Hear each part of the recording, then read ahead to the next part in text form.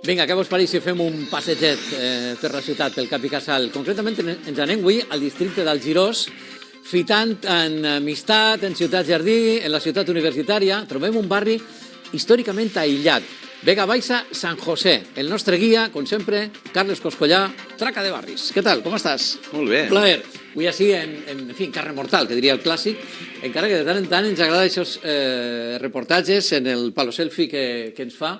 Haurem de, en fi, assegurar-nos que el lloc tingui la connexió adequada. De tota manera, el passeig el farem exactament igual. Vega Baixa, San José, un barri, és de veres que aïllat, però amb molta vida, d'altra banda, no? Bueno, aïllat històricament, però avui està dia connectadíssim. molta vida.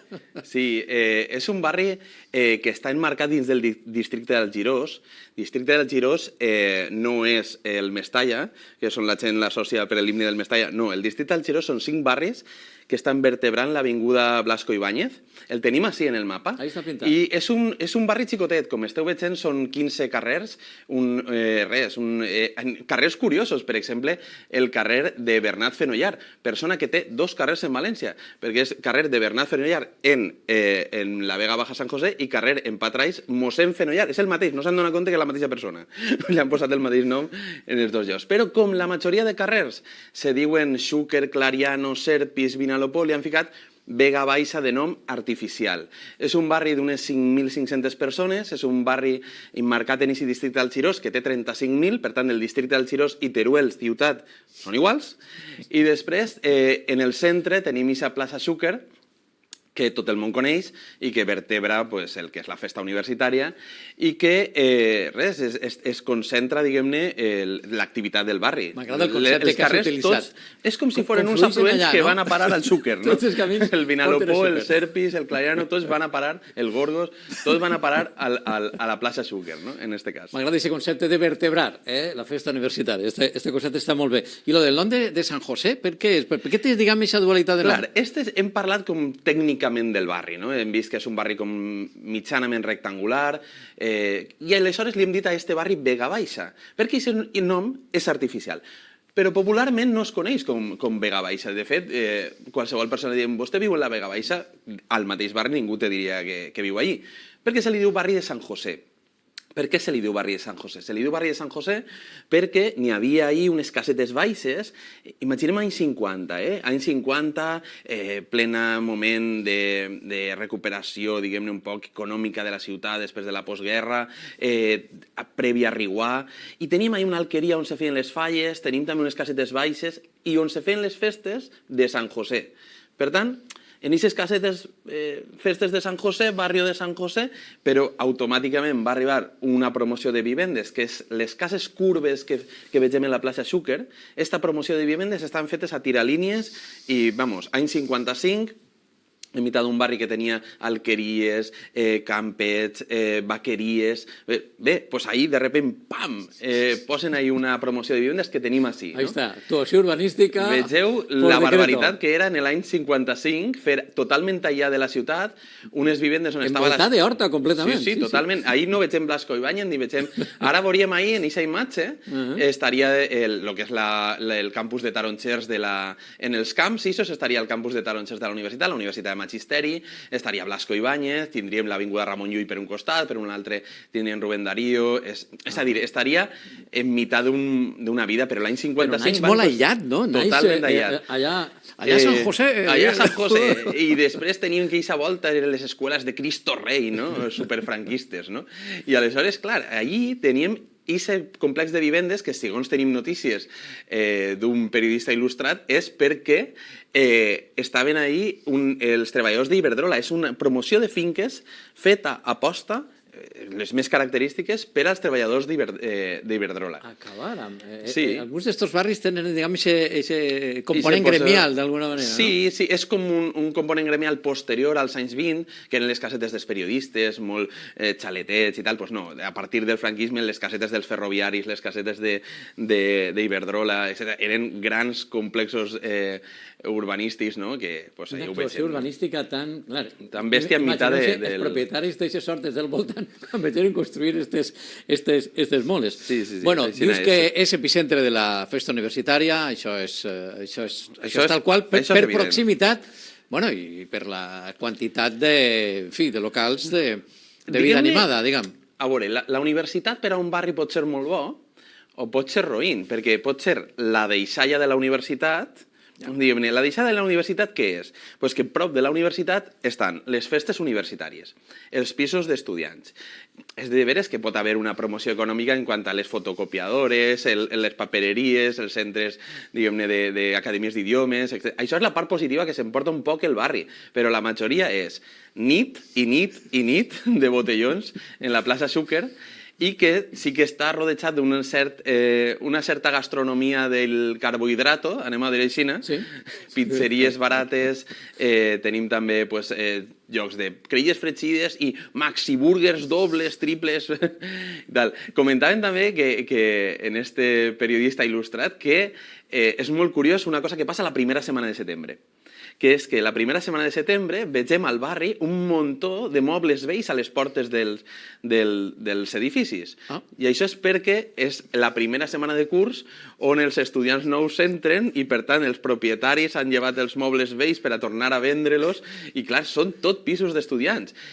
El 70% dels immobles del barri de Sant José tenen més de 120 metres quadrats. Això és molt estrany a València. Normalment la mitjana 80, 100, però que tinguin més de 120 metres cada pis. Això poden significar 4 habitacions i, per tant, 4 estudiants per pis. Això és una vida molt animada, no? Correcte, sí.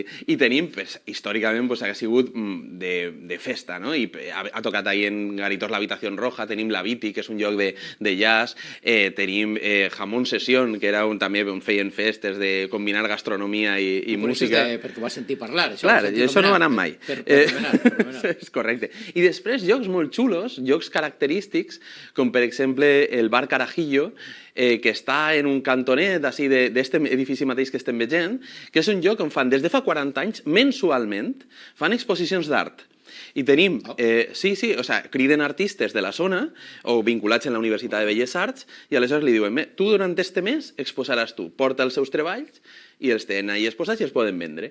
Aleshores ara tenim una exposició d'un artista que es diu Alfonso, que se pareix molt al que fa Mariscal i és molt xulo, la veritat, i és l'exposició del que ha fet ell en pandèmia. Aleshores, ell ha fet una sèrie de quadres en pandèmia i els té exposats en el bar Carajillo, que és un bar que a més té unes begudes característiques que ara comentarem perquè és un barri que se veu molt bé. Fruit d'eixa festa tenim el cas de Miguel Cuenca, disculpeu, m'he anat en Paco Roca per el tema del còmic, no. Miguel Cuenca és un senyor que ara té 89 anys, tindrà ara, que va denunciar al barri, als bars de festa que tenia a baix, perquè tenia 67 anys en aquell moment quan va denunciar, del soroll que feia. Va arribar durant 20 anys de pleitos fins a Estrasburg, i en Estrasburg li van donar la raó i al cap de 20 anys li van donar, no sé si en 12.000 euros, 6.000 per a que se refer a les finestres i 6.000 d'indemnització, una cosa així era. I clar, és el cas heroic d'un veí major, perquè és un barri molt envellit en una part, que conviuen aquests estudiants, ahí tenim aquest cas característic d'aquest veí que durant 20 anys va estar lluitant contra el soroll del barri i que 20 anys després Estrasburg li va donar la raó. He sentit dir que és un barri estupendo per a veure i veure en bé. Perquè se veu molt bé en el barri. Algunes mostres, per exemple. No, no només beguda universitària, vull dir, beguda universitària Calimocho, en la plaça Xúquer, diguem-ne, l'interior, que està prou destrossat, la zona, diguem-ne, ajardinada, no només això, sinó que tenim begudes molt currades. Tenim aquest bar Carajillo, on fan, per exemple, un preparat de té i llimona, també fan un cafè preparat, que li posen canela, una espècie de crema, però diferent.